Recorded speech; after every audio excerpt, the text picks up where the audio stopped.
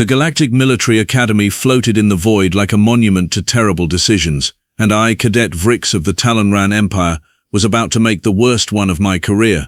Let me back up. 3 cycles ago, when I first arrived at this oversized training facility, I thought I understood the galaxy. I had scored top marks in combat theory, graduated with honors from the Talonran War College, and possessed what my instructors called exceptional tactical awareness. What I did not possess, apparently, was common sense. The humans had joined the Galactic Federation only 2 solar years prior. Their planet, some backwater rock called Earth, had barely developed faster than light travel when the Council decided to extend membership. Most species took centuries to earn that privilege. The humans, they showed up, made some jokes nobody understood, and somehow charmed their way into the greatest alliance in known space. Ridiculous. Watch where you are walking, recruit. I barked at the human female who had just bumped into me in the corridor. She was shorter than most of her species, maybe 5.5 feet tall, with dark hair tied back in what they called a ponytail. Her uniform bore the name tag Morrison, K. She turned, and instead of the immediate apology any sensible being would offer a superior officer, she smiled. Actually smiled. "Sorry about that, Cadet Vrix," she said, her tone so casual it bordered on insubordination. "These hallways get pretty crowded during shift changes. You good? You good. What kind of military response was that?" "I am perfectly functional," I replied, clicking my mandibles in irritation. "Perhaps you should exercise more spatial awareness." "Sure thing, buddy." She gave me a thumbs up, another bizarre human gesture, and continued walking. "Buddy? Buddy?" My crest flared purple with indignation. In Talonran culture, such casual address from a junior cadet to a senior one constituted a grave insult, but the humans, I had learned, treated hierarchy like a suggestion rather than a sacred structure.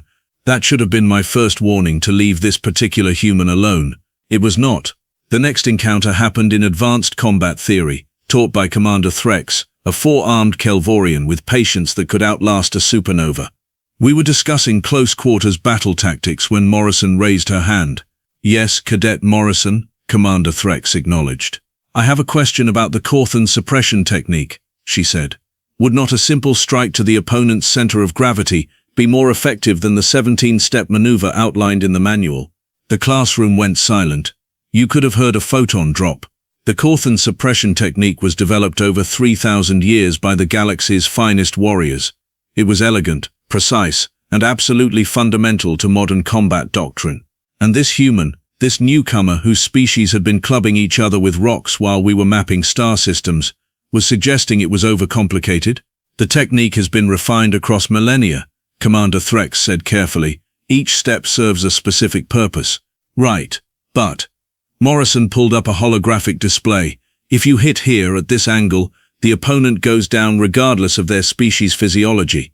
1 move versus 17. Just saying it might save time in actual combat." Several cadets hissed their disapproval.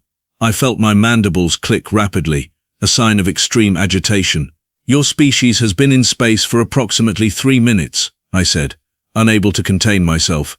"Perhaps you should master walking before you critique running." Morrison turned to look at me, that infuriating smile still plastered across her face. "We have been fighting each other for about 10,000 years, give or take. Trust me, we know a thing or two about efficiency in combat. Fighting with primitive weapons on a single planet hardly qualifies as military expertise," says the guy whose species lost a border war to the Yevix Collective last decade. No offense. The entire classroom gasped. Even Commander Vrix's eye stalks retracted slightly. That border war was not a loss, it was a strategic repositioning. The fact that we had to abandon 3-star systems and pay reparations was purely coincidental. "That is enough," Commander Vrix intervened. "Both of you, save your energy for the combat trials next week." Dismissed. I should have let it go. Any rational being would have recognized this human as someone to avoid, someone whose casual disregard for protocol masked a dangerous competence. But I was young, proud, and Talonran. We do not let insults slide, especially not from species who still use projectile weapons like barbarians. The combat trials arrived faster than I wanted. The Academy held them monthly, pitting cadets against each other in simulated battle scenarios. Weapons were set to training mode, capable of delivering painful but non-lethal shocks. The goal was to demonstrate tactical thinking, combat prowess and grace under pressure. I had never lost a combat trial, not once. My first 3 matches went exactly as expected. I dispatched a Hurlix cadet in 47 seconds, defeated a Morrison in just over a minute, and completely dominated a Selkrax who made the mistake of trying to use their venom sacs. Training mode or not, venom was against the rules. Then came match 4, Cadet Vrix of Talonran versus Cadet Morrison of Earth. The announcer's voice echoed through the arena. Take your positions. Of course it was her. Of course it was her. Morrison entered the opposite side of the arena, rolling her shoulders and stretching her neck. She wore the standard combat suit, form-fitting armor that provided protection while allowing full mobility. In her hands, she carried a standard-issue shock baton, same as mine. Hey Vrix, she called across the arena. How about we make this interesting? Combat trials are not meant to be interesting, I replied. They are meant to assess martial capability. Sure, but what if the loser has to buy drinks at the cantina for a whole week? Drinks. She wanted to wager drinks. I had come here to restore my honor, and she was treating this like some social gathering? Acceptable, I said through gritted mandibles. Prepare to serve beverages for the next 7 days. We will see about that. She dropped into a fighting stance, and something in her posture made my combat instinct suddenly scream warnings. The starting buzzer sounded. I charged forward, leading with a classic Talonran strike pattern. High feint, low sweep, mandible snap to disorient. It had worked on every opponent I had ever faced. Morrison was not there. She had sidestepped so quickly I barely registered the movement. My momentum carried me past her, and I felt a sharp impact against my lower spine. Not hard enough to cause damage, just enough to send me stumbling forward. I spun, mandibles clacking furiously. Lucky move, if you say so. She was smiling again. Why was she always smiling? I attacked again, this time with more caution, probing her defenses. She deflected each strike with minimal movement, never overcommitting, always maintaining perfect balance. It was infuriating. Where were the openings? Why could I not land a single hit? Then I saw it. Her left side, momentarily exposed as she blocked my overhead strike. I pivoted, bringing my shock baton around in a devastating arc aimed directly at her ribs. Morrison dropped under the blow, swept my legs, and before I could process what had happened, I was on my back with her baton pressed against my throat. Yield? She asked, not even breathing hard. The arena was absolutely silent. A Talonran does not yield. We fight until unconscious or dead. But this was a training match, and continuing would only compound my humiliation. I yield, I said, the words tasting like ash. Morrison helped me up, which somehow made it worse. Good match. You have got some solid technique. Maybe a bit too by the book, but definitely solid. Too by the book? Too by the book? Your combat style is reckless and undisciplined, I snapped, pulling away from her offered hand. Yeah, but I won, she shrugged. Anyway, I prefer Jovian ale if you are taking drink orders. She walked away, leaving me standing in the center of the arena. My pride shattered across the floor like broken glass. That should have been the end of it. I should have accepted my defeat, learned whatever lessons were available, and moved on with my training. But pride, as the humans say, is a funny thing. And by funny, I mean catastrophically destructive. 2 days later, I found Morrison in the training gymnasium. She was working through a solo combat routine, moving through strikes and blocks with a fluid grace that I grudgingly had to admit was impressive. Sweat darkened her uniform, and her breathing came in controlled rhythms. I approached, my mind filled with justifications for what I was about to do. She had humiliated me. She represented everything wrong with humanity's rapid acceptance into the Federation. She was too casual, too irreverent, too human. Morrison, I called out. She turned, wiping her forehead with a towel. Hey Vrix, what is up? I challenge you to an unsanctioned match. Her expression shifted from friendly to cautious. Unsanctioned? You mean without official supervision? Correct, right here, right now. Unless you are afraid? I saw something flicker across her face. Not fear, something else. Calculation, maybe, or was it concern? Look, Vrix, I get that losing sucks. I have been there, but an unsanctioned match is against Academy regulations. We could both get expelled. Are you refusing? I am trying to use common sense here. The Talonran do not refuse challenges. It appears humans do. That did it. I saw her jaw tighten, her posture shift. Good. Let her feel the sting of her pride for once.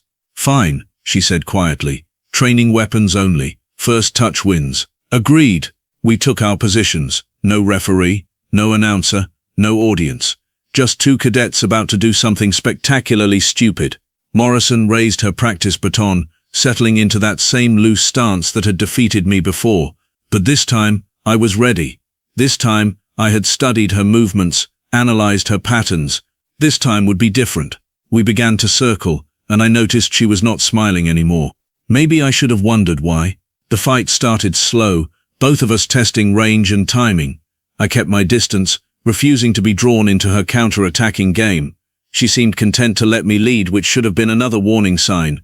Then I committed, a full power strike toward her center mass, putting my entire weight behind it. She sidestepped again, but this time I had anticipated the movement. I was already pivoting, bringing my secondary attack around toward her exposed back. The baton connected with her shoulder blade. Victory surged through me. I had won. I had defeated the human who had embarrassed me in front of everyone. But she was not stopping. Morrison spun with the impact rather than against it, using my own force to accelerate her movement. Her elbow came around fast, faster than should have been possible, and caught me directly in the side of my head. Training weapon or not, the blow rattled my skull. I staggered back, vision blurring. That was not a training strike. That was something else entirely. Stop, Morrison called out, lowering her weapon. Vrix, I tagged you. Match over. Not finished, I slurred, shaking my head to clear it. The blow had done more damage than expected. How had she hit so hard without a weapon? You are hurt. We are done here. Not finished. I charged again, and this time there was no technique, no tactics, just rage and wounded pride fueling my limbs. I threw combinations without thought. Everything my instructors had taught me abandoned in favor of pure aggression. Morrison blocked, dodged, retreated. Vrix, stand down. This is getting dangerous. I did not stand down. I threw a wild overhead strike, putting everything into it. Morrison stepped inside my guard, too close for me to use the baton effectively. We were face to face, and I saw something in her eyes that cut through my rage like ice water. She was genuinely worried about me. And then my fist shot out instinctively, not the training baton, my actual fist, aimed directly at her face. Three things happened simultaneously. First, my knuckles connected with her cheekbone with a sickening crack. Second, she caught my wrist with both hands. Third, the gymnasium doors burst open and Commander Vrix's voice roared across the space. What in the name of the founders is happening here? Time seemed to stop. Morrison released my wrist and touched her face. Blood ran from a split above her left eye. I had struck her, with a real blow, in an unsanctioned match. My career was over. Commander, I can explain, I started. Silence. Vrix's eye stalks fixed on both of us. Medical bay. Now, both of you. Then my office. Do I make myself clear? Yes, Commander, we said in unison. As we walked toward the medical bay, Morrison beside me with a rapidly swelling eye, I finally found words. I am sorry, that was... Yeah, she said quietly. You really should not have. Why did you not fight back? You could have ended me. She stopped walking and looked at me with her one good eye. Because I was not trying to hurt you, Vrix. I was trying to help you stop before you did something you would regret. I do not understand. I know, she resumed walking. That is part of the problem. The medical officer, a Pelvorian with 6 delicate manipulator arms, fixed Morrison's eye quickly enough. My head injury was mostly superficial, though I would have a spectacular bruise for the next week. Then came Commander Vrix's office and the reckoning. We stood at attention while Vrix paced behind his desk. The silence stretched for a full minute before he spoke. Explain. I opened my mouth, ready to take full responsibility, but Morrison beat me to it. My fault, Commander. I accepted an unsanctioned challenge when I knew better. No excuse. That is not, I began. Is that what happened, Cadet Vrix? Vrix's eye stalk swiveled toward me. She challenged you?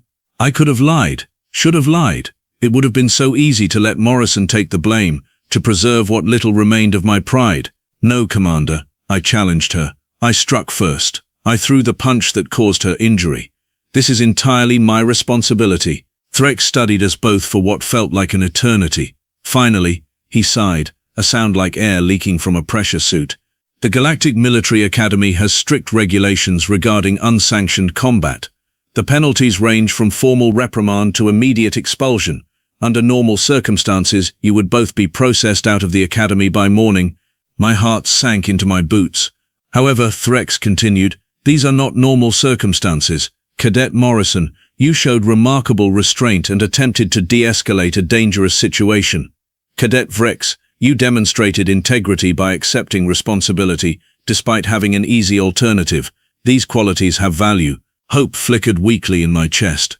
You are both hereby assigned to joint disciplinary duty for the next 3 months. You will work together on maintenance details, assist with academy operations, and submit weekly reports on your progress. Consider this your only warning. One more incident, and you are both gone. Understood? Yes, Commander, we said together. Dismissed. We walked out of the office in silence. The corridor stretched ahead of us, suddenly seeming very long. So, Morrison said eventually, 3 months of scrubbing waste recyclers together. This should be fun. I truly am sorry, I said again. About everything, the challenge, the punch, all of it. She studied me for a moment, then nodded. I believe you, and for what it is worth, I am sorry too. I probably pushed you harder than I should have. Sometimes I forget that not everyone grew up with Earth-style trash talk. Trash talk? You know, friendly insults, banter, giving each other grief. It is how we bond. You bond by insulting each other? Weird, right? She grinned, and despite everything, I felt my mandibles twitch in what might have been amusement. Humans are very strange. Yeah, we get that a lot. She extended her hand. Fresh start? I looked at the offered hand. This bizarre human gesture of reconciliation. Then I reached out and clasped it, feeling the surprising strength in her grip. Fresh start, I agreed. Good, because our first shift starts at 0500 tomorrow, and I have heard the waste recyclers on level 7 are particularly disgusting. Wonderful. Hey, look on the bright side. At least we will suffer together. As we walked toward the dormitories, I found myself thinking that perhaps, just perhaps, 3 months might not be long enough to understand these humans. Something told me I was going to need a lot more time. And that is when I realized my biggest mistake was not throwing the punch. It was assuming I understood anything about humanity at all. The waste recycler on level 7 smelled exactly like regret mixed with 3-day-old Kelvorian lunch rations. Oh, that is absolutely foul, I said, my respiratory filters working overtime to process the stench. My mandibles clamped shut reflexively, trying to keep the smell out. Morrison somehow was whistling. Actually whistling while elbow deep in a maintenance panel that was dripping something green and viscous. First time on sanitation duty? She asked, not looking up from her work. Talonran cadets do not typically receive such assignments, I replied stiffly. Our culture considers waste management beneath warrior caste duties. Well, lucky for you, humans consider pretty much everything fair game. She pulled out a clogged filter that looked like it had died several weeks ago and was now haunting the recycler out of spite. Besides, someone has to do it. Might as well be us screw-ups. 3 weeks had passed since our disciplinary assignment began. 3 weeks of cleaning, scrubbing, maintaining and performing every unpleasant task the academy could devise. And through it all, Morrison remained inexplicably cheerful. It was disturbing. How can you remain so positive? I asked, carefully removing debris from another access panel. We are both one mistake away from expulsion. Our reputations are damaged. Our career trajectories have been severely compromised. Yeah, but we are not expelled yet, she said. And honestly, I have learned more doing this grunt work than I did in half my classes. You have learned waste management is unpleasant. Congratulations on this revelation. She laughed, a sound that echoed weirdly in the recycler chamber. No, dummy. I mean about the academy itself. Look around. Who else is here right now? I glanced around the maintenance level. 2 Hurlix technicians were repairing a power conduit. A Cellcrax engineer was calibrating atmospheric controls. A human maintenance worker, older than Morrison by several decades, was supervising a team of service bots. Support personnel, I said. Right, the people who actually keep this place running while we cadets prance around playing soldier. 3 weeks ago I did not know any of their names. Now? She waved at the older human who waved back. That is Chief Ramirez, been here 15 years, fought in the Kepler Station defense, has 3 kids back on Earth and makes the best coffee in the entire sector. I fail to see the relevance. The relevance is that there is more to military life than combat rankings and tactical theory. There are logistics, maintenance, supply chains, infrastructure, All the boring stuff that actually wins wars. She sealed the panel and wiped her hands on a cleaning cloth. Plus, you meet interesting people. Before I could respond, Chief Ramirez approached us, carrying 2 beverage containers. Figured you kids could use a break, he said, handing us each a cup. The liquid inside was dark and steaming. Fresh brewed. Well, fresh as it gets in a space station. You are a saint, Chief, Morrison said, accepting the cup gratefully. Vrix, this is coffee. It is a human stimulant beverage. Try it. I took the cup cautiously. The smell was bitter and strangely appealing. I took a small sip and immediately regretted it. The liquid burned my tongue and tasted like someone had liquefied charcoal. This is poison, I said. Acquired taste, Ramirez chuckled. Though I have heard Talonrans prefer that blue tea stuff, next time I will bring you some. You would do that? Sure, why not? You are doing honest work, helping keep my station running. Least I can do is make sure you stay hydrated. He nodded at both of us and returned to his team. Morrison watched me struggle with the coffee and grinned. He is a good guy. Reminds me of my dad, actually. Your father is in the military? Was. Retired now. He spent 20 years in the Marines, saw action on 4 continents, came home with a bad knee and even worse jokes. Her expression softened with memory. He told me something once, right before I shipped out to the academy. He said the measure of a warrior is not just how hard they can hit, but how well they can work with people who are different from them. Your father sounds wise. He has his moments. She finished her coffee and set the cup aside. Come on, we still have 2 more recyclers to clean before shift end, and I am pretty sure the one on level 9 is somehow worse than this.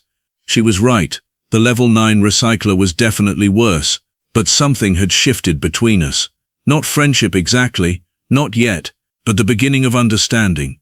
Or maybe just mutual misery creating a bond. With humans, it was hard to tell the difference. Our second month of disciplinary duty brought new challenges. We were assigned to assist with academy operations, which meant everything from inventory management to helping with new cadet orientation.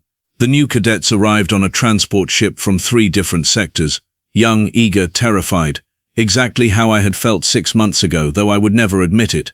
Morrison and I were tasked with showing them around the dormitory levels, 24 fresh recruits from a dozen different species, all looking at us like we held the secrets to survival. If only they knew. Welcome to Dormitory Level 3, Morrison announced to the group. This is where you will live for the next 9 months. Rooms are assigned alphabetically by species name, which means you might have some interesting neighbors. A small Yvix cadet raised a tentacle nervously. Is it true that hazing is forbidden at the academy? Completely forbidden, I confirmed. Any cadet caught hazing others faces immediate expulsion. The academy takes harassment very seriously. That said, Morrison added, there is a difference between hazing and bonding. Your fellow cadets will test you, push your buttons, try to figure out what you are made of. That is normal, but if anyone crosses the line into genuine harassment, you report it immediately to your commanding officer, no exceptions. Another cadet, a Morthan with bright purple scales, spoke up. What about combat trials? We heard they are very difficult. They are, I said. You will lose some of them. Everyone does. The important thing is learning from your defeats rather than dwelling on them. Morrison caught my eye and smiled slightly. The irony was not lost on either of us. We spent the next hour answering questions, showing them facilities, explaining protocols, and somewhere during that hour I realized something strange. I was enjoying this, the act of helping these younger cadets, sharing knowledge, easing their anxieties. It felt good, meaningful. When the orientation ended and the new cadets dispersed to their assigned rooms, Morrison and I walked back toward our next assignment in comfortable silence. You were good with them, she said eventually. As were you. Think we would have benefited from someone being that straight with us when we arrived. Definitely. I clicked my mandibles thoughtfully. Though I suspect I would not have listened, I was quite convinced I already knew everything. Was? She raised an eyebrow. Past tense? I am attempting personal growth. Do not ruin it with your sarcasm. She laughed again and I found the sound less annoying than I once had. Our third month brought the incident that would change everything. We were assigned to security patrol duty, walking the perimeter of the academy's recreational levels. It was mindless work, mostly just being visible to deter any potential rule breaking, the perfect assignment for disciplinary cases like us. That was when we heard shouting from one of the training rooms. Morrison and I exchanged glances and moved toward the sound. Through the observation window, we could see 3 older cadets surrounding a younger Pelvorian. The Pelvorian was on the ground, his delicate manipulator arms wrapped protectively around his body. "Give us your data pad," one of the older cadets, a Corthan named Vrix, was saying. "We know you have next week's exam answers on there." "I do not. I would never cheat." The Pelvorian's voice trembled with fear. "Then you will not mind if we check, right?" Morrison's hand was already on the door panel. "That is hazing. We have to intervene. Against 3 senior cadets? They outrank us. This could go badly. So we let them terrorize that kid because we are scared of consequences." Her eyes flashed with anger. "I thought Talonrans did not back down from challenges." She had me there. We entered the training room together. The 3 senior cadets turned to face us, and I recognized Vrix immediately. He had a reputation for skirting regulations and bullying younger students. He was also approximately twice my size, and had been training at the academy for 3 years. "This does not concern you, disciplinary cases," Vrix said, his voice dripping with contempt. "Move along before you earn yourselves more punishment duty." "Step away from the cadet," Morrison said calmly. "Now, or what? You will report us?" Vrix laughed. "Who do you think they will believe? 3 decorated senior cadets, or 2 screw-ups on disciplinary assignment?" He had a point. Our credibility was not exactly stellar, but Morrison was not backing down. She moved between Vrix and the Pelvorian, her posture loose but ready. I recognized that stance now. She was preparing for combat. "Last chance," she said. "Walk away." Vrix moved faster than I expected. His fist shot out toward Morrison's face, a blow designed to intimidate rather than seriously injure. But it was still a real attack. Morrison caught his wrist mid-strike and twisted. Vrix yelped in surprise and pain. His 2 companions moved to help him, and suddenly we were in the middle of a real fight. One of Vrix's friends came at me, a Hurlix with 4 arms and a bad attitude. I blocked his first strike, countered with a mandible snap that caught him across the snout. He reeled back, giving me space to assess the situation. Morrison had Vrix in some kind of joint lock, using his own weight against him. The 3rd attacker was hesitating, clearly not expecting this level of resistance. "You are assaulting senior cadets," Vrix shouted. "This is insubordination." "No," said a new voice from the doorway. "This is intervention against harassment and attempted assault." Commander Vrix stood in the entrance, his 4 arms crossed, his eye stalks taking in the entire scene. Behind him stood Chief Ramirez and 2 security officers. We were saved, or possibly more screwed than before. Hard to tell with Vrix. "Everyone, freeze exactly where you are," Vrix commanded. "Cadets Morrison and Vrix, release Cadet Vrix and step back. Vrix, you and your companions will remain where you stand." Morrison let Vrix go, and we moved to stand against the wall. The Pelvorian cadet scrambled to his feet, his manipulator arms shaking. Vrix turned to the young Pelvorian. "Cadet Tolix, are you injured?" "No, Commander. These 2, he gestured at Morrison and me. "They stopped it before." "Before what, exactly?" "Before they could hurt me, or force me to give them my data pad." Vrix's eye stalk swiveled to Vrix. "Is this true?" "We were just talking to him, Commander. These disciplinary cases attacked us without provocation." "Really?" "Because Chief Ramirez contacted me approximately 3 minutes ago stating he had observed what appeared to be a hazing incident through the security monitors. He specifically requested I come immediately because he believed Cadets Morrison and Vrix were about to intervene." "Chief?" Ramirez stepped forward, holding a data pad. "I have the security footage right here, Commander. Shows everything from the moment these 3 cornered Cadet Tolix until you arrived. Would you like me to play it?" Vrix's face went from angry to pale in about 2 seconds. His companions looked equally ill. "That will not be necessary, Chief. Thank you." Vrix turned back to the 3 senior cadets. "You 3 my office now. You are going to have a very long conversation about Academy regulations regarding harassment and assault. Security, escort them." After they left, Vrix looked at Morrison and me. "You 2, also my office. 15 minutes. Dismissed." As we walked away, I said quietly, "We are definitely getting expelled now. Maybe, but at least we did the right thing. How very human of you. I will take that as a compliment." 15 minutes later, we stood in Vrix's office again. Déjà vu did not even begin to cover it. But this time, Vrix was almost smiling. Almost. "Cadets, I am going to tell you something, and I want you to listen very carefully. When I assigned you 3 months of disciplinary duty, I expected one of two outcomes. Either you would complete it, learn nothing, and go your separate ways, or you would fail, get into more trouble, and wash out of the academy. That was not encouraging. What I did not expect was for you to become better cadets in the process. Chief Ramirez tells me you have been exemplary workers. The orientation staff reports you were excellent with the new recruits. And now you have intervened to stop a hazing incident, despite knowing it could cost you everything. He pulled up a holographic display showing our records.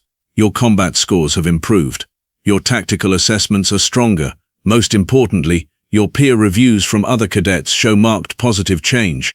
You have gone from being cautionary tales to examples of redemption. Morrison and I exchanged confused glances. Your disciplinary period is officially complete, Vrix announced. You are both reinstated to full cadet status, with all privileges restored. Additionally, you are both receiving commendations for your actions today. Cadet Tolix has formally requested that you both be recognized for preventing what could have been a serious incident. Commander, I said carefully, are you saying we are not being punished? I am saying you already punished yourselves through hard work and personal growth. That is worth more than any penalty I could assign. He deactivated the display. You are dismissed. Oh, and Cadet Vrix, your request for advanced combat instructor training has been approved. Cadet Morrison, your application to the tactical analysis program has been accepted. Congratulations. We left his office in a daze. Did that really just happen? Morrison asked. I believe so, though I may be hallucinating from recycler fumes. If you are, then I am having the same hallucination. She stopped walking and turned to face me. Hey Vrix, I am glad we got paired up for this, even if it started with you punching me in the face. I am glad as well, even if it started with you humiliating me in the combat trials. Fair point, she held out her hand. Friends? I looked at the offered hand. This human gesture that had once seemed so alien, now it felt natural. I clasped it firmly. Friends. 2 months later we were standing in the combat arena again. But this time it was different. This time we were partners in the Academy's team combat trials, facing off against pairs of cadets from across the galaxy. Ready? Morrison asked, checking her equipment. Ready, I confirmed. The opposing team consisted of a Morrison and a Cellcrax, both excellent individual fighters, but they had never trained together, never learned to anticipate each other's movements. Morrison and I had. The buzzer sounded. I went high while Morrison went low, our attack patterns complementing each other perfectly. The Morrison tried to counter my strike, leaving himself open to Morrison's sweep. The Cellcrax attempted to use Venom Sacs again, still against the rules. My mandible snapped while Morrison delivered a stunning blow to its neural cluster. 45 seconds, new team record. The crowd cheered as we helped our opponents to their feet. Good sportsmanship, another thing Morrison had taught me. That evening, we sat in the cantina with Cadet Tolix and a dozen other cadets who had become our friends over the past months. The conversation flowed easily, mixing languages and cultures in the chaotic way only a truly galactic military could achieve. So let me get this straight, Tolix said, his manipulator arms gesturing excitedly. You two went from enemies to partners in 3 months? Not enemies, I corrected. Rivals who became friends, Morrison added. Big difference. How did you do it? A young Yevix cadet asked. Everyone knows you two started out hating each other. Morrison and I looked at each other. How did we explain it? The fights, the mistakes, the slow grinding work of learning to understand someone completely different from yourself. Waste recyclers, Morrison said finally. What? We cleaned a lot of waste recyclers together. Nothing builds friendship like mutual suffering. The table erupted in laughter. But later, after the others had left and it was just the two of us walking back to the dormitories, I said, it was not just the recyclers.